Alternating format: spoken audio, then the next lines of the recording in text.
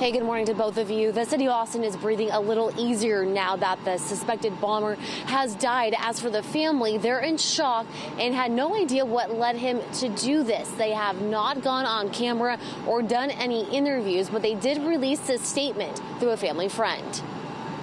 The family is grieved both for their loss and also for the loss of those affected by these heinous actions. The family's present focus is on dealing with their shock and loss and in cooperating with the police investigation.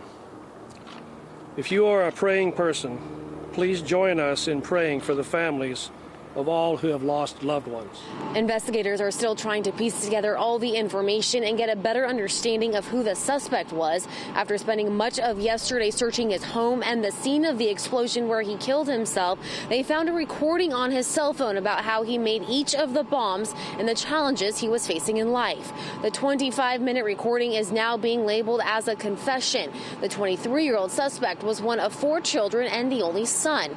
He was homeschooled throughout most of his childhood before going to Austin Community College, where he majored in business administration. Condon did have a political blog with posts like why gay marriage should be illegal and an argument for the death penalty.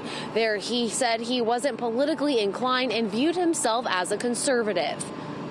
He does not at all mention anything about terrorism, nor does he mention anything about hate, but instead it is the outcry of a very challenged young man talking about challenges in his personal life that led him to this point. He just seemed like every other boy, wanted to have a good time and play games with his friends. I didn't notice anything weird about him. As a kid growing up, he was like every other kid. And you hear that when these type of things happen, you hear the same thing from most neighbors.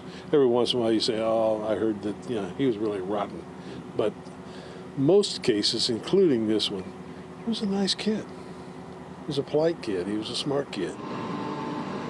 As we know, the bombings left 2 people dead and many others injured. Police don't believe there are any more bombs out there or any type of devices, but they still want the community to stay cautious. Back to you.